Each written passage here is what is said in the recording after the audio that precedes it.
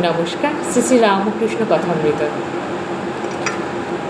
ঠাকুর শ্রীরামকৃষ্ণ দক্ষিণেশ্বরের নরেন্দ্রাদি অন্তরঙ্গ অন্যান্য ভক্ত সঙ্গে চতুর্থ পরিচ্ছেদ। আজ ঠাকুর শ্রীরামকৃষ্ণ মহানন্দে আছেন।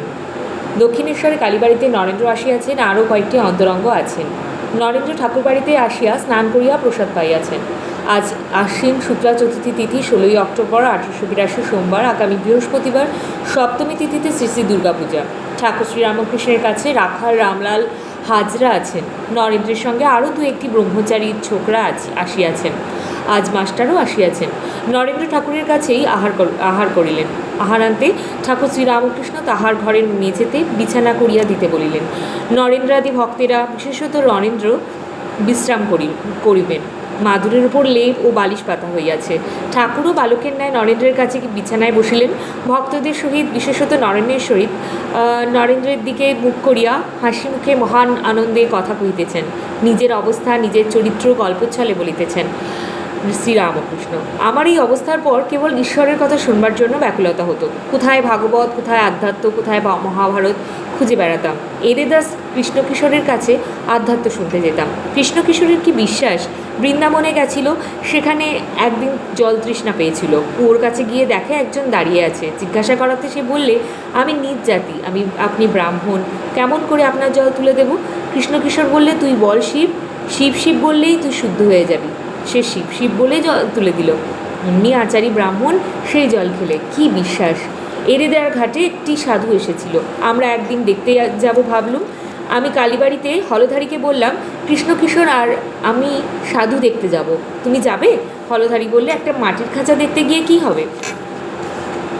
হলধারী গীতা বেদান্ত পড়ে কি না, তাই সাধুকে বললে মাটির খাঁচা। কৃষ্ণকিশোরকে গিয়ে আমি ওই কথা বললাম। সে মহা রেগে গেল আর বললে, কি হলধারী এমন কথা বলেছে? যে ঈশ্বর চিন্তা করে, যে রাম চিন্তা করে, আর সেই জন্য সর্বত্যাগ করেছে, তার দেহ মাটির খাঁচা? সে জানে না যে ভক্তের দেহ চিন্ময়। এত রাগ! কালীবাড়িতে ফুল তুলতে আসতো। হলধারীর সঙ্গে দেখা হলে মুখ ফিরিয়ে নিত, কথা কইবে না। আমায় বলেছিল, পৈতেটা ফেললে কেন? যখন আমার এই অবস্থা হলো, তখন আশ্বিনের ঝড়ের মতো একটা কি এসে কোথায় কি উড়িয়ে লয়ে গেল। আগেকার চিহ্ন কিছুই রইল না। হুঁশ নেই, কাপড় পরে যাচ্ছে, তা পইতে থাকবে কেমন করে? আমি বললাম, তোমার একবার উন্মাদ হয়, তাহলে তুমি বোঝো। তাই হলো। তার নিজের উন্মাদ হলো।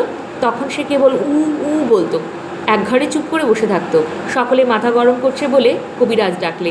নাটাগড়ের রাম কবিরাজ এলো। কৃষ্ণকিশোর তাকে বললে, ওগো, আমার রোগ আরাম করো, কিন্তু দেখো যেন আমার ওঙ্কারটি আরাম করো না। সকলের হাস্য। একদিন গিয়ে দেখি বসে ভাবছে। জিজ্ঞাসা করলাম, কি হয়েছে? বলে, ট্যাক্সওয়ালা এসেছিল, তাই ভাবছি। বলছে টাকা না দিলে ঘটিবাটি বেচে লবে। আমি বললাম, কি হবে ভেবে? না হয় ঘটিবাটি লয়ে যাবে। যদি বেঁধে লয়ে যায়, তোমাকে তো লয়ে যেতে পারবে না, তুমি তো গো। কৃষ্ণকিশোর বলতো, আমি আকাশবধ। আধ্যাত্ম পড়তো কি না, মাঝে মাঝে তুমি বলে ঠাট্টা করতাম। হেসে বললাম, তুমি ট্যাক্স তোমাকে তো টানতে পারবে না। উন্মাদ অবস্থায় লোককে ঠিক কথা, হক কথা বলতাম। কারুকে মানতাম না। বড়লোক দেখলে ভয় পেতাম না। যদু মল্লিকের বাগানে যতীন্দ্র এসেছিল, আমিও সেখানে ছিলাম। আমি তাকে বললাম, কর্তব্য কি? ঈশ্বর চিন্তা করাই কি আমাদের এক কর্তব্য কি না? যতীন্দ্র বললে, আমরা সংসারী লোক, আমাদের কি আর মুক্তি আছে? রাজা যুধিষ্ঠিরই নরক দর্শন করেছিলেন। তখন আমার বড় রাগ হলো। বললাম, তুমি কীরকম লোক গা? যুধিষ্ঠিরের কেবল নরক দর্শনই মনে করে রেখেছ? যুধিষ্ঠিরের সত্য কথা, ক্ষমা, ধৈর্য, বিবেক, বৈরাগ্য, ঈশ্বরের ভক্তি, এইসব কিছু মনে হয় না? আরও কত কি বলতে যাচ্ছিলাম। হৃদয়ে আমায় মুখ চেপে ধরলে। যতীন্দ্র একটু পরেই আমার একটু কাজ আছে বলে চলে গেল। প্রণাম ঠাকুরমা স্বামীজি। নমস্কার।